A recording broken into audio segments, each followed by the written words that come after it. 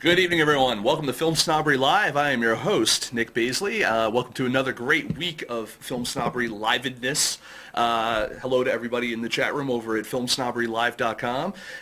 We've got a great show for you this week. I'm here joined, obviously, by my co-host, Jerry Cavallaro. Say hi to the folks, Jerry. Hi, folks. Okay, now, what were you going to say? I said, and thank you, Nic, for letting me speak. But You're welcome. I was actually just going to say now, shut up to the end of the show. Uncool. Actually, Jerry's got some cool stuff to talk about towards the end of the show, so we are going to give him a lot of airtime, possibly up to and including 3 minutes. So if you guys are, I see he's excited. We also have another great guest on the show, someone who's kind of still somewhat of a recent addition to our chat room on a weekly basis here. Not too recent, but a little bit. His name is Tom Shelley, and we're gonna talk to him in a moment. He's got a lot of stuff going on. He's an actor. He's an event director. He's got all this other kind of stuff going on. You can follow him on Twitter because he's on there. We're going to give you all that information. And then, of course, we've got our IndieGoGo Project of the Week a little bit later in the show as well. We got Indie Picks Unlimited we're going to talk about. I'm going to show you our little ad for them because they're awesome. If you guys haven't already clicked on the banner that's underneath the chat there for Indie Picks Unlimited, you definitely should because you get 1 month for free and it's actually really cheap and it's all indie. So groovy stuff. Check it out. But enough of all that for now. Right now, let's go ahead and let's talk with our guest for the evening, Mr. Tom Shelley. Hello, sir. Hey, how's it going? Look at that. That man sounds like he's got stuff to talk about. So I want to thank you for coming on the show. I want to thank you for watching the show and being supportive of what we've been up to recently. Oh man, it's a great show, and I have a great time watching, and I really enjoy getting insight from the guests you have on and things like that. And it's great to be a part of it. Thank you so much for letting me be a part of your show. Oh no, absolutely, thank you. I mean, thanks for filling in kind of short notice and stuff. It's just been a very long and busy week, and sometimes little things like guests for your show slip through your slip through your fingers and kind of slip your brain. So let's talk a little bit about some of the things that you are involved in. You are an actor for is that kind of first and foremost your career of choice? Yeah, I've been acting the majority of my life. Granted, I'm not that old. I'm about to be 25 at the end of the month, but but acting since a very young age, and that's always been at the forefront of my life for sure. Well, you're almost 25, so that means you got about 5 years left. At least 5 years left that you can still play a college guy. No. So let's talk about some of the stuff you've done. What are some of your previous work that you've been in? Well, I've done some background work here and there with a couple studio films. Favorite of which being The Express, that starred Dennis Quaid and Rob Brown. I actually played a football player in that. Which, if you've seen pictures of me, everyone doesn't really believe that I ever played a football player, but.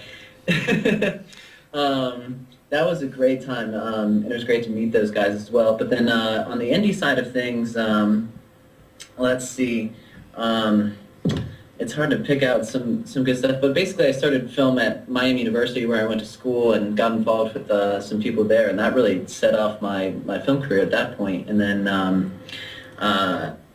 let's see, I've done quite a few films since then. And then right now, actually, I wrapped up.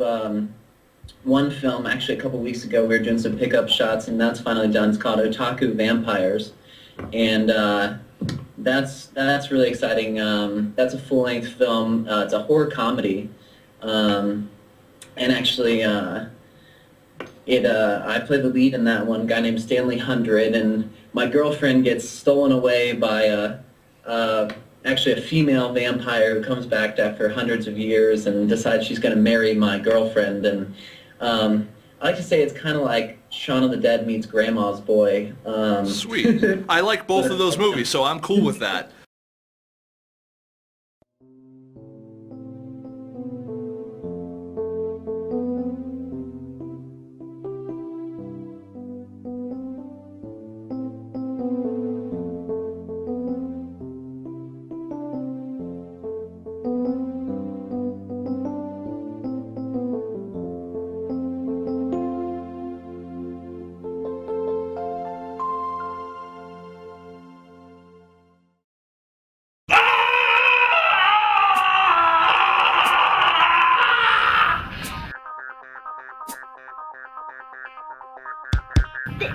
They looked so fun.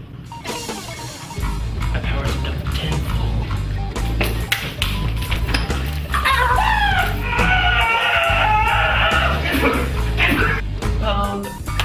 You all might as well just hand over your girlfriend's number so they could feel the touch of a real man. Shit, you have a girlfriend? Man, I need one of those. Like it? Do you like Soy's sparkles, by the way? Delicious cake. I will give you my child. Stop it! Stop it! Wait! You're getting it! I get 10 Goblin War Turkey tokens. Go. High school girls, they're in the street. They wanna suck on my Shut it! Well, this is the scariest thing I've ever been to.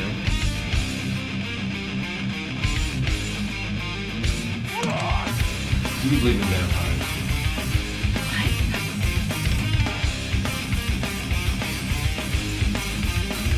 Dangerous things out here. Do something about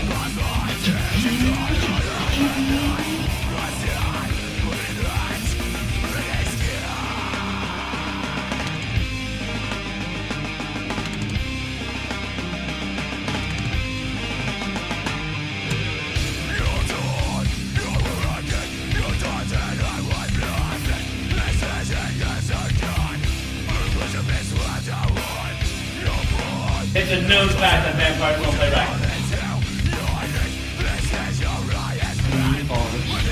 Good, positive thinking.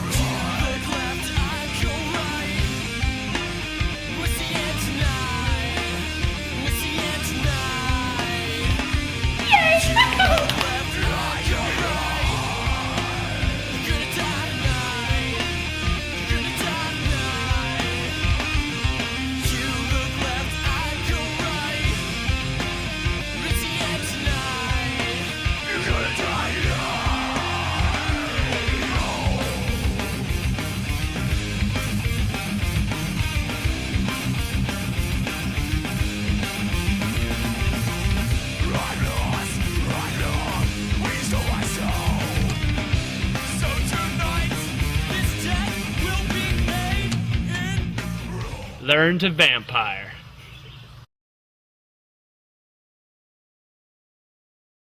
Now I got a question for you, man. You know, in all the acting you've done, you know, both in and out of school and stuff like that, you know, kind of on the indie side and otherwise, when you're looking at your career, are you kind of at all choosy about different parts that you decide to take, or is it kind of like, you know, I kind of haven't done this kind of movie yet, I'm going to do this movie?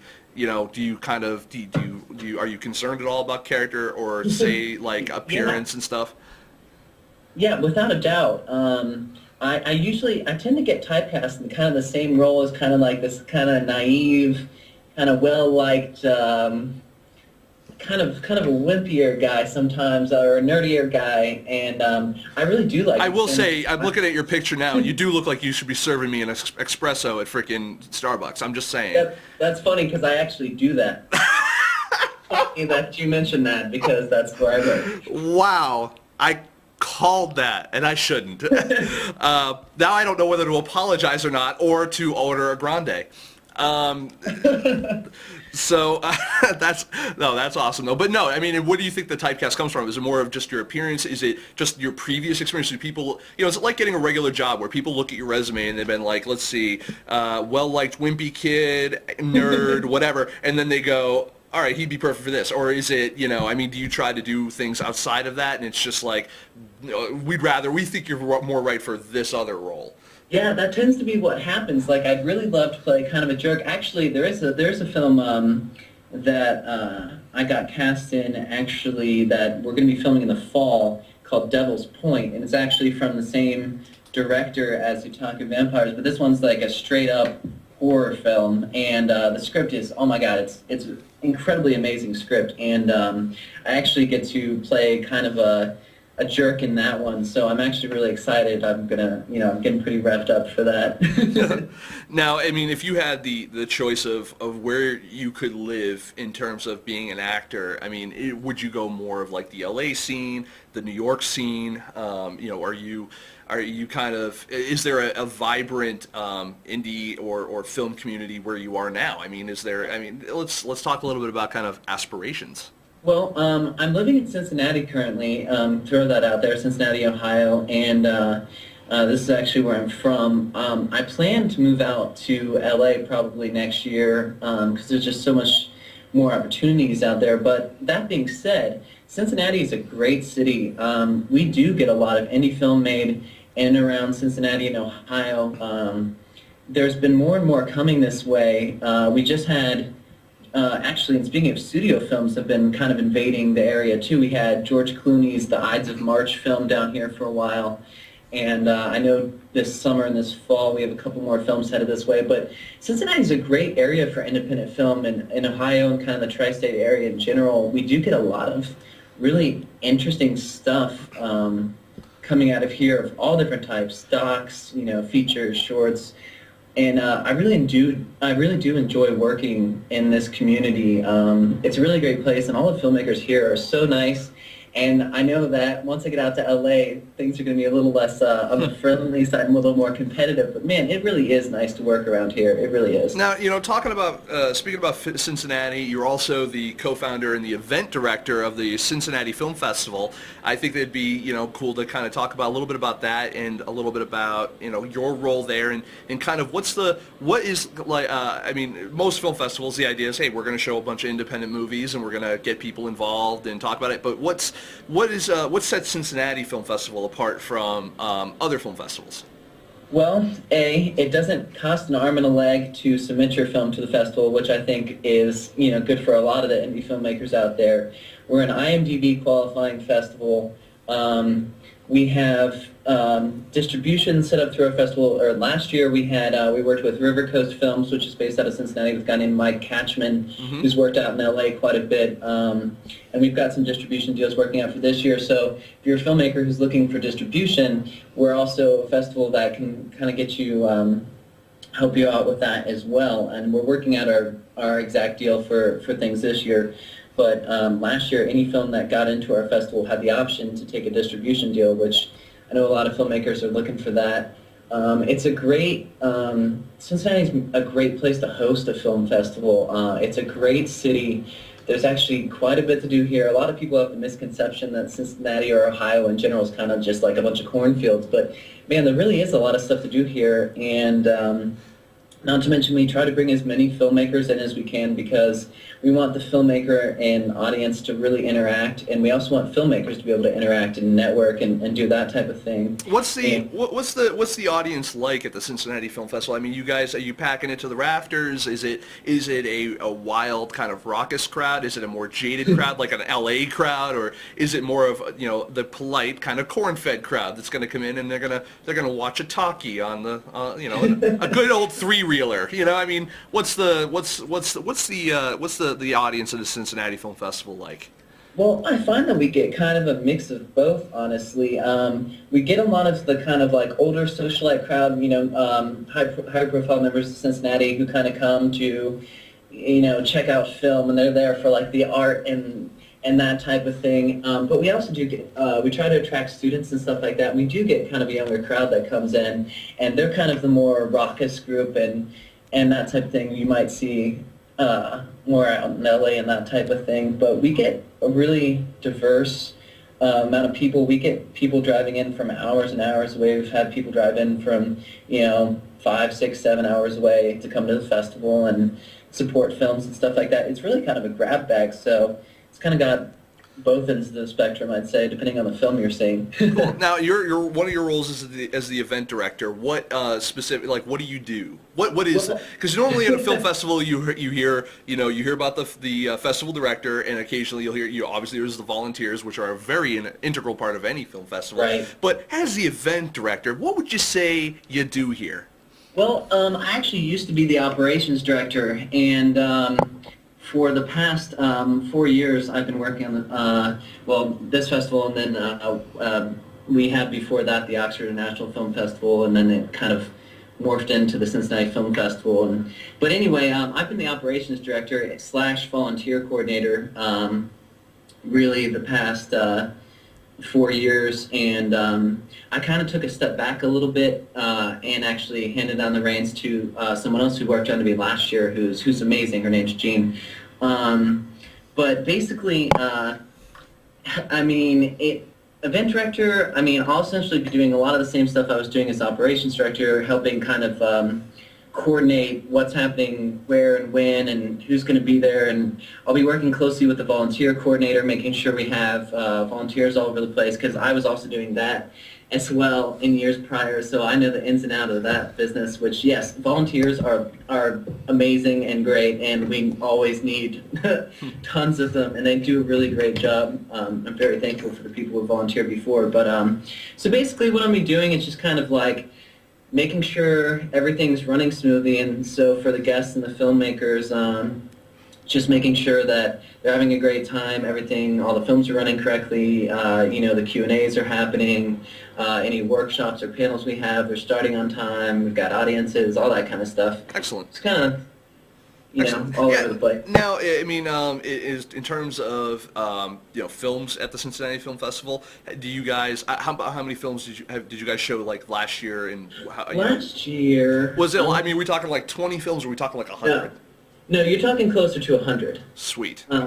Yeah, we tend to program a little bit more on that. We scaled back from, actually, last year was a whole week-long festival, and we scaled it down to 4 days this year, just to kind of center it around the weekend a little bit more to kind of, I mean, it's hard to draw audiences, especially in a place like Cincinnati, during the week, during the day, when people are at work and stuff like that. So we try to make it so that, we have kind of a packed house for every film this time around. Right. And that way, everyone's happy, and you got lots of people seeing the films. But yeah, it's about 100 films. We usually try to program, I don't know, I would say between 10 and 20 features, maybe around 15. The rest tend to be shorts, but we get all kinds of stuff, from animated films to docs and all kinds of stuff, really. Excellent. We're looking for kind of everything. And why haven't I been there yet? Okay. You should come. I should come. Everyone should come, but I in particular should come. You got an open invitation from me, and I'm sure actually the festival director, Kat Steele, who I begged into joining us here in the chat, I'm sure would love to have you as well. I saw Kat, Woman of Steel, in the chat room here. We should say a very special hello.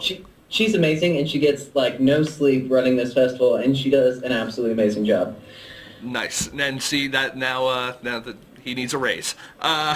So let's go back for a minute. We've talked about the Cincinnati Film Festival. Let's go back to the movies you're currently working on. OTAKU Vampires. Let's talk about that first. Who's that directed by?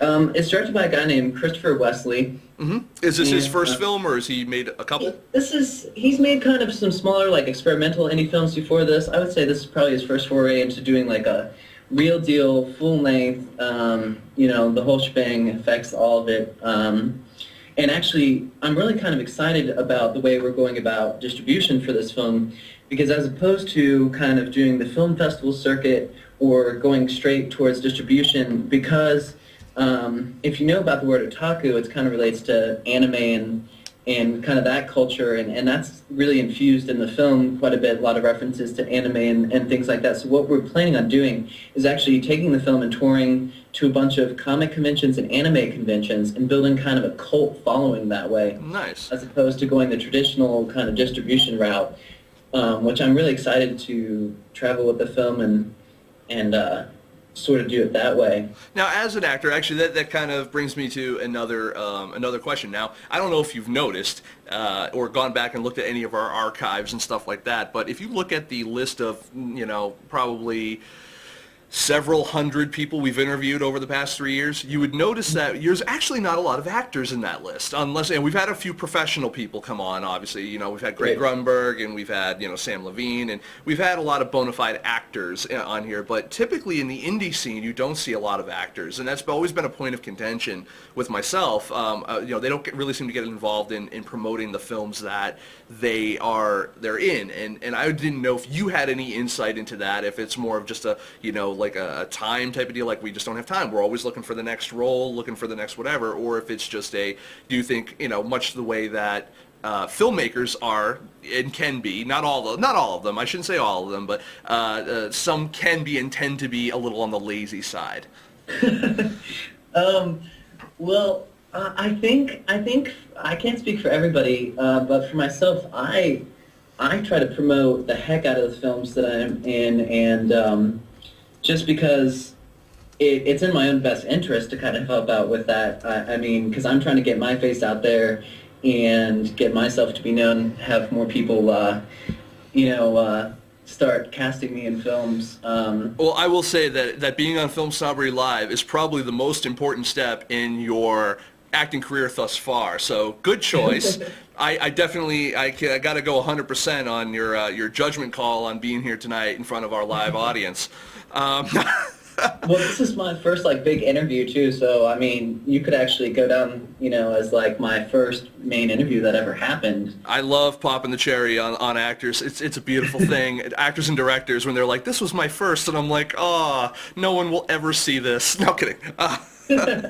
No, this is gonna be years later, where it's the retrospective of this, and they're like, and this was his first interview, and people watch it and they're like, who's this? What film? Who? No. but no. It's I gotta tell you, as both a film critic and and as someone who does this, I gotta tell you, I'm very happy that you chose us to obviously to be on to talk about the Cincinnati Film Festival and OTAKU Vampires. Your other movie that we'll talk about briefly, the Last Race, that you also are working on. You and I will say you're very, you've got a good presence, sir, in terms of interviewing. There are a lot of people we talk to and we interview where it's just like, I'm not going to lie, I'm sitting here trying to figure out when will this interview be over and how can I make this entertaining for anybody. And you're doing a good job. You're keeping me entertained. I went into this I don't know, but no, I'm happy. I appreciate that. I do what I can, and my girlfriend was coaching me before the interview, and she's like, don't say too much or well or say stupid stuff on your interview. Well, I need her to coach me. Because I do that. That's my whole show. I mean, it's that, and I make fun of myself for being bald and fat. That's the oeuvre that I go in, and I tell Jerry to shut up a lot. But no, you're doing very well. And let's talk a little bit about The Last Race. Sure. The Last Race is a film that actually just started filming about a month ago. It's directed by Scott Wagner, and it's a full-length science fiction film, and it's kind of about essentially what happens is in a space trip to Mars, our first time landing on Mars, so it's kind of in the future a little bit, we find oil, of all things. Basically an untapped supply of oil that is more than the whole world has ever had, and kind of the implications of that, and then the wanting to drill on Mars, and then you have some people in the Middle East who are not very happy about that because they're essentially irrelevant. And so the whole kind of structure of the oil companies in the world kind of collapses, and then there's kind of a big war that happens and some nuclear fallout. And I won't reveal too much more about the film, but it's kind of an interesting thing what they're doing with this film. Scott's actually taking all the proceeds, and this is actually, none of us are getting paid for it because we're taking every single cent that the film makes and donating it to the American Cancer Society. What? Say yeah. What? It's a really big, important thing to the director who's had family members and friends affected by cancer, things like that. So we're actually doing it all on a volunteer, type budget. Everything that we get for the film is donated. Now, are you guys working at all in conjunction with any nonprofits or anything that's related to, say, cancer research or anything like that to help maybe boost the visibility of this picture?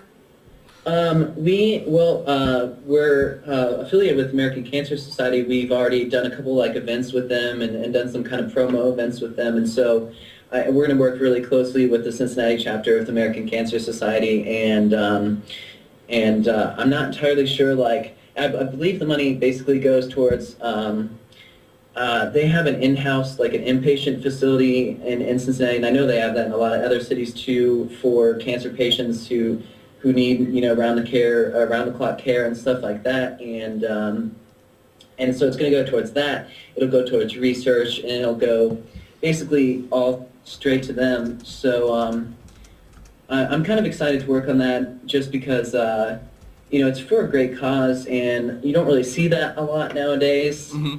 A lot of times, sure, studios and things like that maybe donate money to, organizations, but you don't see every cent of a film's profits going to, them and none of us getting paid, which is, again, totally cool. And I'm really glad to be working on such a cool project like that. You should do a pull like a Morgan Spurlock and do like the greatest movie ever sold type of deal, and the American Cancer Society presents The Last Race. Yeah, there you go. Good idea. Well, that's kind of what I do. No, I'm kidding. Well, and what did you already say? Maybe I missed it. I apologize. Did you say what your particular role was in this movie? I play a kid named Johnny Lambert, who basically I'm an intern for the Department of Energy, who gets captured in the Middle East by these terrorists who are awfully upset about the fact that they're no longer going to get any money from selling oil to big countries. So I get taken hostage and kind of get used as a pawn to contact the United States and be like, listen, we're not happy about what you're doing, and kind of send a message out to the United States from the terrorists. So I get kidnapped and beaten up and all kinds of fun stuff like that, generally just abused. It almost sounds like what I do with Jerry, except beaming up has a completely different connotation when we do it. That really sounded absolutely horrible. I would strike that from the record if I didn't find it so funny. Well, no, I mean, that actually sounds like a good movie. I mean, in as much as a good cause, great premise. I actually really dig the premise. Your character sounds very interesting and engaging. I guess another question I have is, I mean, is this a smaller independent? I mean, it's a sci-fi. I'm assuming it's got to have some sort of a budget. Actually, you'd be surprised. We actually have gotten quite a few companies to donate a lot of stuff to us, from the military, who's donating us like military vehicles to do scenes on a military base, to like Lowe's and places like that, donating stuff to build set stuff. Actually, I mean, realistically, and then we actually had our camera donated by, trying to get this right, I believe Sony went ahead and straight donated us this camera. So we got a new great HD camera to work with that got donated to the project, which was like $40,000 camera. I will be the first person to say that Sony as a company as a whole, while yes, like let's look at the Sony PlayStation Network for a minute and say, whoops, but they're working on that. But that being said, like, you look at Sony Creative Digital, they sponsor us, and we get, we work with film festivals, and we work with other people to give away copies of Sony Vegas Pro to filmmakers so that they actually have a relatively inexpensive but really powerful video editing system, and also Blu-ray burner, which I think is, or Blu-ray master software, which is great. And then you guys are taking Sony cameras, and they're giving you those for this movie, and it sounds like a great package from what you're talking about. And, I just got to say, like, there are, people look at larger companies like Sony or stuff like that, and they really do kind of, if you ask and you get in there and you kind of make I would say a convincing case, they will work with you. And I think that's an important lesson to talk to with any filmmaker or actor or anyone, that if you try to get people involved and you make a compelling argument for why they should, and get them to believe in what you're doing the same way you do, then you can get good things out of it. So it's true. Scott Wagner, the director who's done a lot of the legwork in terms of getting all these sponsorships and equipment and all this stuff, and he really cares about what he's doing, and I think it's evident by the fact that all these companies are supporting us. And if you go into something with a lot of conviction, you can get a $40,000 camera donated to your project. I think so. Well, and it's quite obvious because you've done it. Well, he's done it, and you've gotten to watch and act in front of it as he's done it.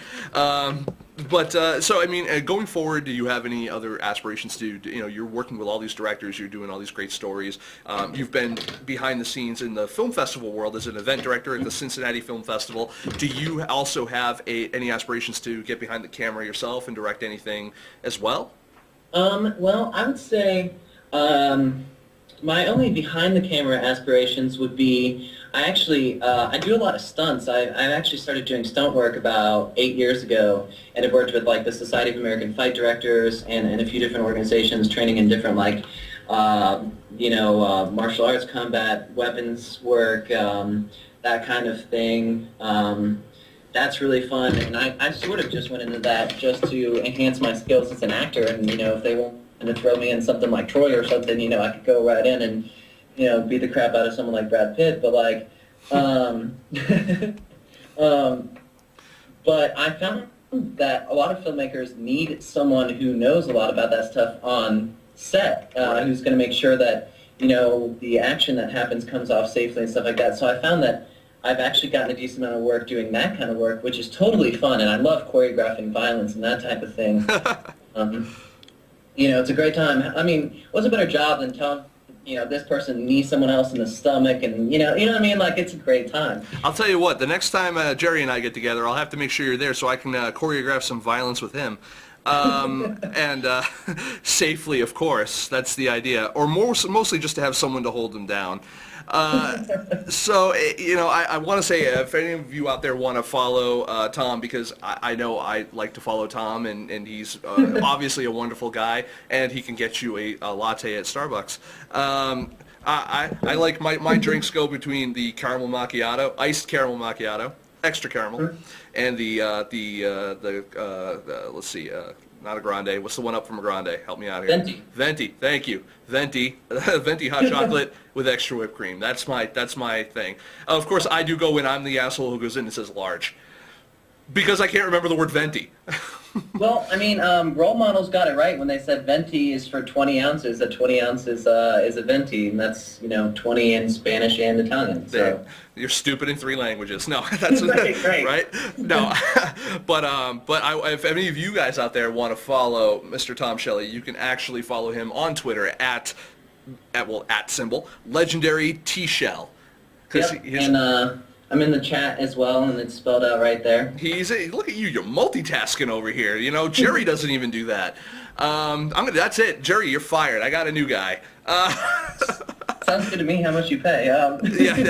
Well, that's the thing. If anything, I'll probably have you spending money at some point. Okay. So most of the projects I work on. There you go. And do we have a date for the next Cincinnati Film Festival that we can direct people to? We do.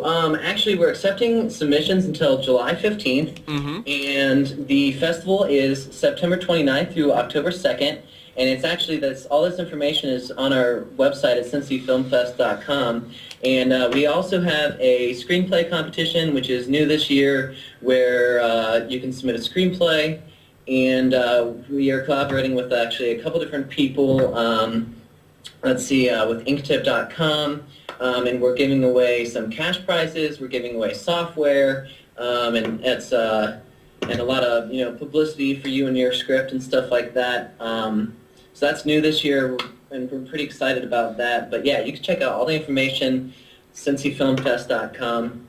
All right. Yeah, and it looks like it's right.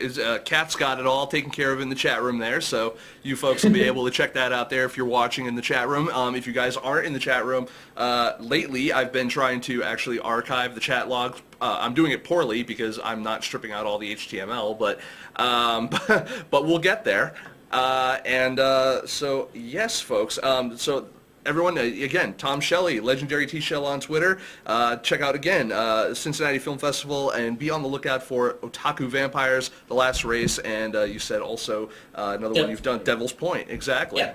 So I want to thank you again for being on the show. You've done you've been awesome, sir. You really have. Thank you. It was an honor and a privilege. And thank you again for the short notice. And hopefully we've lived up to the expectation.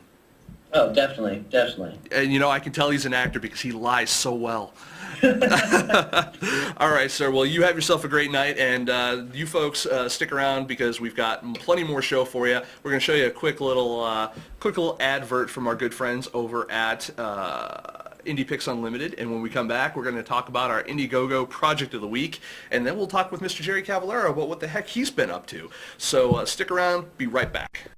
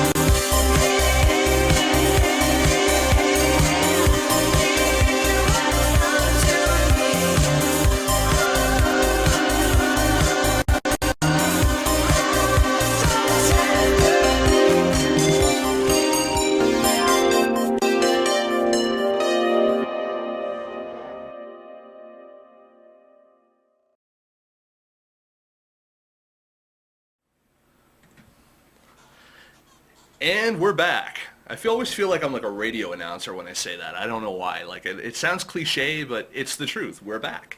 I want to talk to you guys about our IndieGoGo Project of the Week. And our IndieGoGo Project of the Week this time comes from actually a previous guest of ours, another actor that we've spoken with, Gary Plosky, who he's involved in like a little bit of everything. It's actually, we're going to talk about Tango Dango. And what Tango Dango is it's a, from what I understood from the pitch video and from what I read there, they're basically they want to launch basically a video channel, kind of like almost like a Revision 3 thing where they have original programming and you can watch a bunch of different shows in kind of one little place.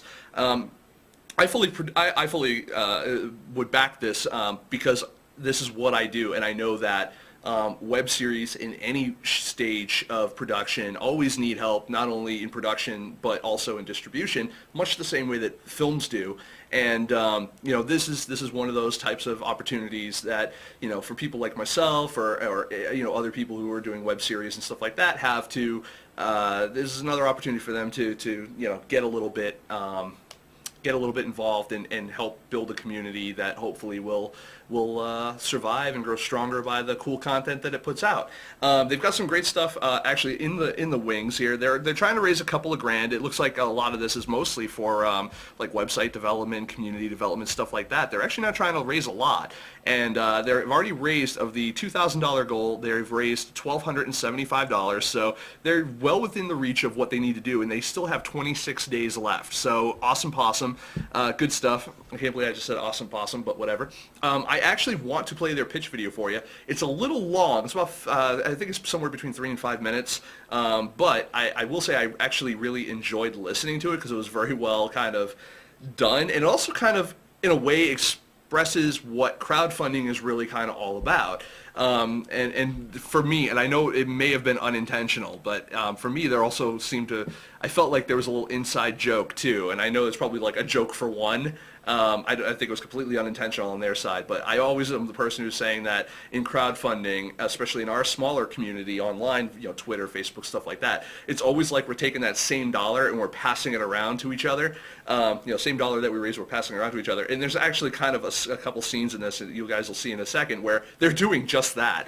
And I just wanted to kind of play this for you because it made me laugh. I thought it was kind of cool. It was actually really well produced for, you know, for what they're doing, and well acted and well, you know, everything. Couple slip ups here and there. It was kind of funny, but hey, it's a pitch video. What are you going to do? They're not a full blown, you know, thing, but for what they have, it's awesome. I just wanted to share it with you guys. Tango Dango, here's their pitch video, and we'll be back with a little bit more, and then some Jerry when we get back. So check out the pitch video for Tango Dango and give them some dough.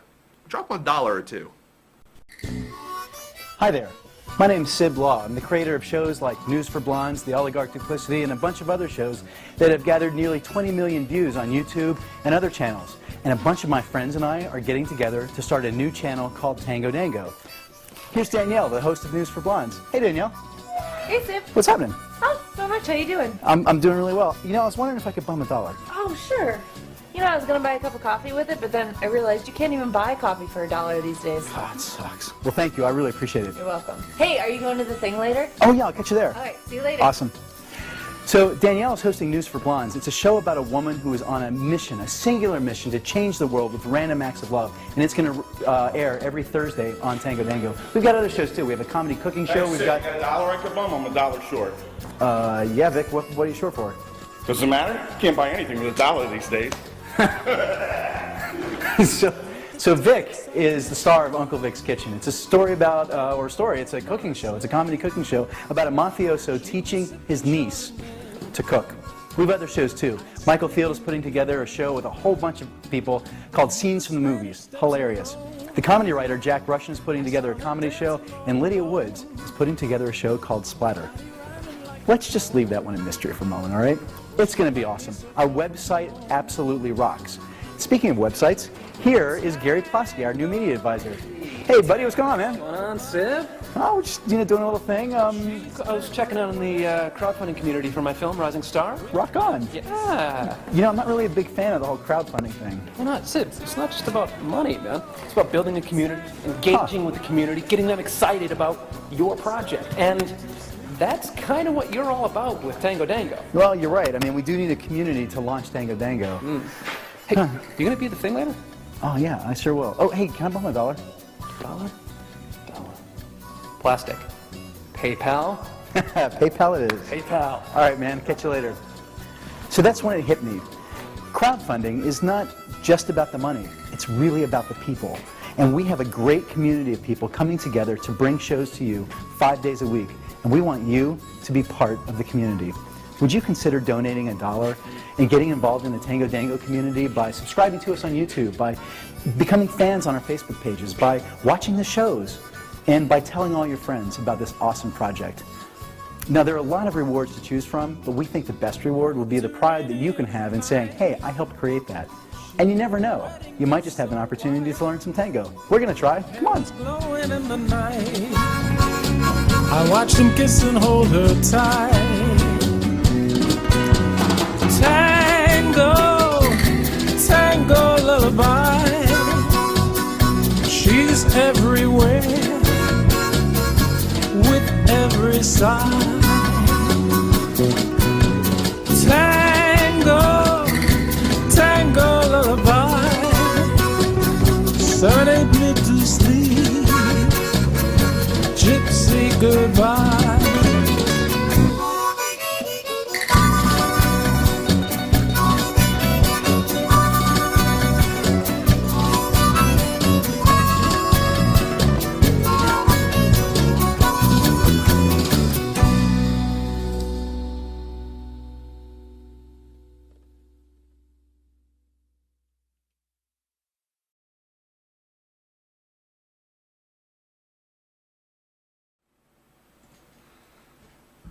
Now, come on, doesn't that look fun? All right, so yeah, Tango Dango, check them out. They're at IndieGoGo.com/Tango Dango. So real easy peasy to check out, and yes, it's a beautiful thing. Again, we always say, I say it every week, and it's almost a catchphrase at this point. If you can't give money, give time. You know, send it a tweet. You know, Facebook it. You know, out to people. Embed it in a freaking email. IndieGoGo makes all of that stuff easy to do. All you do is sign in, and actually, if you've never done a project on IndieGoGo too, the people in the back end can see who's been sharing out their stuff. So that way, you know, even if you don't give money, you know, and whatever, you know, you'll get a thank you. You know, most people do. These guys got some decent perks as well. I want to just, let's see, let me go back to the page here. It's funny because it looks like all of their perks are $1. And I think that is kind of awesome. Like, that's a unique take. And it's really active. They've got a bunch of they've got 72 comments. They've got 65 updates. They've got 120 funders. I mean, these people definitely have traction. They've definitely got momentum. If you're not giving to this, you've got, you know, you got some issues. You're obviously not happy with yourself. But these people can, you know, make you forget that in the end you're going to die screaming. And that's what this and them and all this stuff is all about. It's entertainment for you.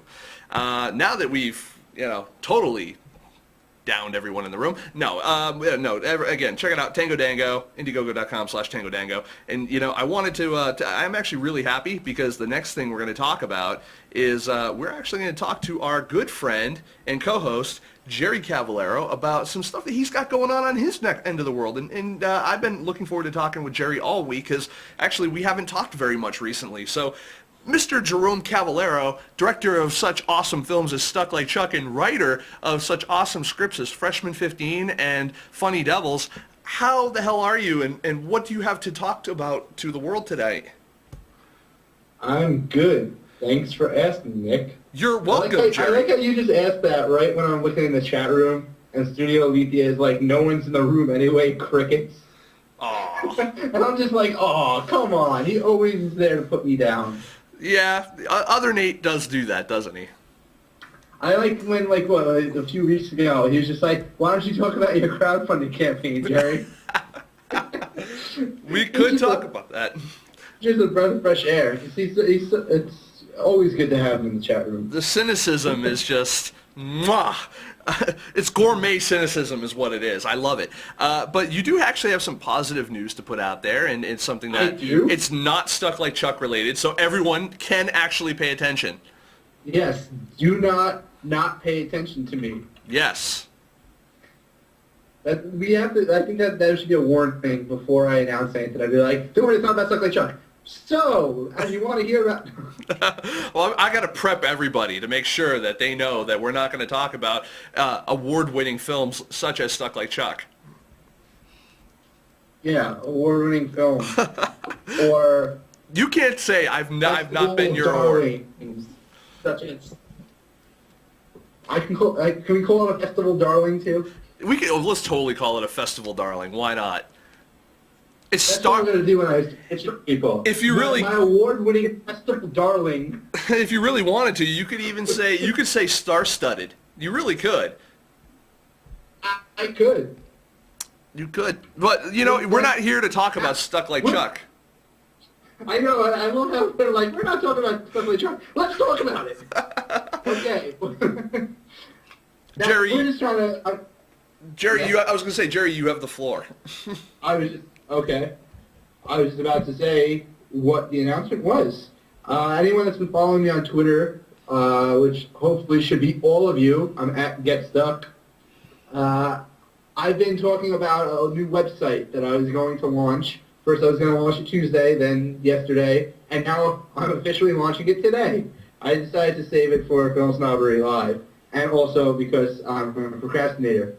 This website's not entirely finished, but you should be able to figure out the 2 pages that aren't done. But it's called jerrycavallaro.com. It is my official homepage.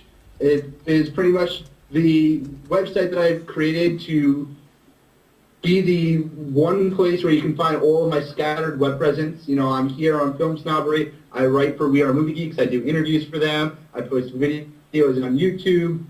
I have my Stuck Like Chuck website. I have my scripts and stuff. So I put it all together onto one website, jerrycavallaro.com. I'm putting it up in the chat room right now. And feel free to go and look at it right now because the rest of the show is probably going to suck anyway. Well, you are the end of the show, so so if it does suck, that's on you, sir. Yeah. The rest of the show is going to suck. Go check out my website. But on the site, I have all kinds of things. My favorite part of the site is I have a little bit more about my screenwriting because that's what I really like to focus on, and I've included script samples for the 2 spec scripts that I recently finished. Freshman 15, which is I've talked about it on Twitter and I've talked about it I think on here as well, and Funny Devils, which is the old school crazy horror comedy that I recently finished, and you can read the log lines for them, a little pitch for each of them, read the script samples for them. There's also a little part of the site, a small little teeny part of the site that's dedicated to Stuck Like Chuck. There's a little part for Get Stuck, and then there's parts for FilmSnobbery, of course. I give Nick a big shout out on the site. So yeah, just go check out the site. Let me know what you think of it. There's tons of ways to contact me. I haven't really updated the blog at all yet, but I plan to do that soon. So it'll give you a reason to check out the site again soon. That's pretty much it. So that's what I've been working on the last week. And then when you see it, you're going to be like, you've been working on that for a week? Well, Jerry, it's not like you're a web developer, so I mean, I think that, you know, a little... And the WordPress templates. Yes, but you know what, to be fair, I mean, Jerry has several sites, several domains, I mean, he's got a lot of stuff that he does to help promote his projects, and the funny part about that is I don't actually see a lot of that from a lot of other directors. You know, they'll have a basic site usually for their productions, but they're all, for the most part, sites that are in bad need of touch-ups and help. You know, and of course you still have the people who think that Flash is the way to go. And from someone who is a web developer, also an IT guy, network engineer, I mean, I could do an entire, you know, series of shows just on brand appearance just for your website and web presence. It's really kind of a very important part of people seeing who you are and what you do, and especially if you're plugging stuff like you're a graphic designer or you're a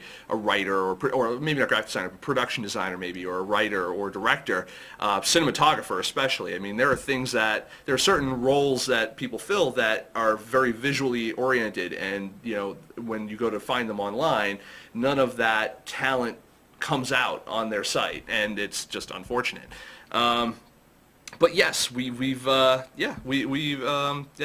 looked at Jerry's site. It's not bad. It's very simple. Jerry's a big fan of the black, red, and white scheme. Nothing wrong with that. Not the background I would have picked, usually because it's historically speaking harder on the eyes, but he does it justice by not cluttering a lot of the pages with a lot of text, and usually that's the problem people have.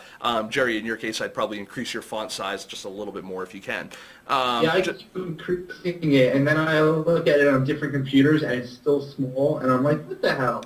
So I'll boost it up a couple of fonts, a couple of stuff. But you know what? Jerry is Jerry's out there and he's doing something. So I mean, I think that's important for everyone to know. So I'm just kind of looking at quickly looking at the chat room, just kind of see what people are doing. It looks like some people are using Joomla for things, or Drupal. I use WordPress myself, but I self-host it, so that's why I don't have like the FilmSnobbery.wordpress.com. I hate that stuff. Hate that stuff. I know Jerry, that's what Jerry's on, but Jerry, just kind of very much. I mean, it's like his production company says, on my own productions. He does everything himself and doesn't consult with people who know better. And I like to give Jerry shit. Maybe I would if those people that know better are ever online anymore. Oh, I'm sorry if I don't, respond to you if on the phone that you never call me on. Well, my phone's broken for the last 3 weeks, if you remember. I don't have to remember that. There are other phones in the world. Phones exist. Shut up. That's right. But no, they don't. Uh-oh, it's getting hit. Server is too busy. You just it's not on. Did we just crash JerryCavallaro.com? I hope so. Although the social mapper does say font looks fine on mine. So good. Also, I mean, obviously, it probably depends on a lot of different factors of how it looks to you. I mean, I'm looking at it, scaled to, 1200, what is it, 1200 by 1900. So it's, because I use large flat panel monitors. It's clicking now. I think this first link is bad. Go to the second link. I put it back. Okay. Okay. Anyways, yeah. Scott says it's back up. So Studio Althea says, let's see here, could land you a Polanski gig. Studio Althea also says you need headshots, or Alethea. I don't know how he says it, but anyways. Jerry Cav, dude, you spelled your own name wrong. Yes, I know. I was hoping no one would bring it up, but of course. Studio Alethea brings it up. The one who also says I need headshots. And if you go on the photos page of the website, that's one of the only pages that says coming soon, because I didn't have enough time to upload all my photos. Nice. Oh, by the way, speaking of which, when are you getting your new internet connection? Like 2 weeks. What happened? I thought you were getting it like today. 1st of June. Oh, okay, all right. Yeah, so into it. Yeah, cool. Yeah, everyone. Jerry's. Hopefully that works out, and then things won't suck as much. That I'd be able to get online a lot quicker and post stuff. Yeah, no, Jerry's getting. It won't take me 37 hours to post a 10-minute interview. Yeah, Jerry's getting on FiOS, so he might even be able to finally get on video chat with us, Skype chat with us too, so that we can actually do something a little more dynamic than you guys just looking at me all day. So, and we all are actually. He said, "Will your voice squeak less?" Probably not. Jerry does kind of occasionally sound like he's still going through puberty, doesn't he, folks? I hate Studio Olivia. Hey, man, shut up! But no, Jerry, I'm really happy that you're getting, kind of moving into modern times, and not only with a new internet connection, new website.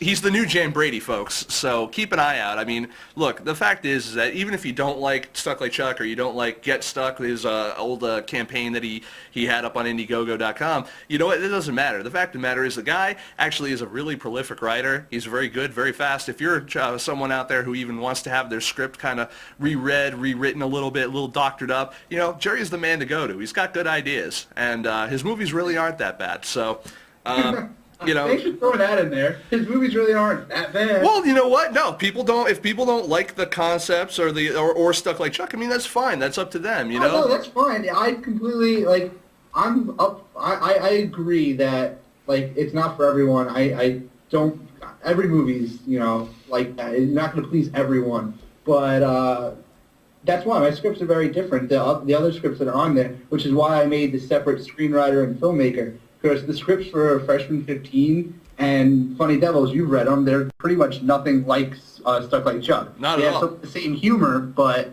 it's a very different style of writing. Funny Devils is a lot more action, a lot more action. Since it doesn't take place in one room. And it's a horror movie, and it's a hardcore, violent, visceral, in your face, very visual horror movie. Studio Alethea says I don't like movies. He's the Randall. He's the Randall of our chat room. That's right. He's the Randall of our chat room. I hate movies. I just love web shows about movies. Isn't that ironic? There you go. And Ron says, I'm beginning to not like them either. But you know what, folks? Ron's having a tough time. We need to throw him a quick plug, too, before we get out of here. His movie, Inside, is actually funding over on IndieGoGo as well. You guys need to go and check that one out, too. There you've got a very low goal as well, and they need some help getting over to it. They've got, I think, like 12 days left or something like that. They need a little bit of a bump. They got about $250 of a $2,000 budget. I think we need to give them a hand, throw them a buck or two, and see what we can do to help right the wrong. Because actually, from what I understand, the script is actually really good. I haven't read it myself, but Jerry's read it, and he really likes it. There are teaser trailers out, and you could check that out just to get an idea of what they're trying to go for. And I think that they're looking at doing just a real sophisticated psychological horror type of deal, a thriller here. So I think that checking them out, be worth a flatter, as it were, or at least tweet them or Facebook them. So you guys can. I'm leaving it up to Ron here to go ahead and throw a link up to his campaign over in the chat. But you guys, it's over on IndieGoGo. You can actually go ahead and look it up there as well. It's called Inside, and I think that I think that we've now take a look inside. Yes, and I think we've done our job now. Yeah, I think we've had a very productive show. We've officially made fun of me. We've done that. On. Yep. And had a guest. Had a great guest. Yeah. It was actually a very interesting interview that we pulled together at the last minute. Yeah, totally. Yeah, absolutely. So last minute and non-preparedness, that's definitely FilmSnobbery-like. Well, at that note, I would say, what did we learn today, folks? I think we learned that... no matter what Jerry does, he'll still be known as that guy who did Stuff Like Chuck, which I still haven't seen. Jerry who? Exactly. There you go. So I want to say goodnight to everyone. I want to thank everyone for coming into the show tonight. You can follow us on Twitter. We are twitter.com/FilmSnobbery, twitter.com/GetStuck, and you can also follow our guest for the evening, Legendary T-Shell. That's twitter.com/legendary T-Shell, like I said. And I want to say thank you to the Social Mapper. I want to say thank you to Oklahoma Ward for tweeting us and kind of stopping in for a little bit. I want to thank everyone for I want to thank David Paul Baker and Nikki Alonso as well for listening, if they're there. Studio Alethea, I want to thank, as well as Catwoman of Steel of the Cincinnati Film Festival. Again, you guys can check that out. The festival, again, is September 29th through October 2nd, and they do have a call for entries that ends on July 15th, so definitely check that out. Ron, Ron, come on, thank you. Thank you for coming in, and hopefully you get a hit or two off of this one. Social Mapper, and anyone else who's watching that didn't join the chat. I encourage everyone to join the chat every Thursday, 10 p.m. Eastern Standard Time over here at FilmSnobberyLive.com, and because it's really easy, it's cool to do, and all the cool kids are doing it, so why wouldn't you watch live? And, of course, you'll be able to find archives of this and all of our other podcasts, webcasts, interviews, all that kind of fun stuff. FilmSnobbery.com and FilmSnobberyLive.com. So, and look forward to some more content from us. We've got some new writers. I'm very excited. You'll see some new postings that are going on the site under reviews and whatnot. And also we have a couple of tricks up our sleeves that we're trying to launch if I can find the time to. So we'll see what we got going on, and we'll see you guys next week, next Thursday, 10 p.m. Eastern Standard Time, again here at FilmSnobberyLive.com. Good night, everybody. Bye. Bye. Bye. Get out of here. We're done talking to you.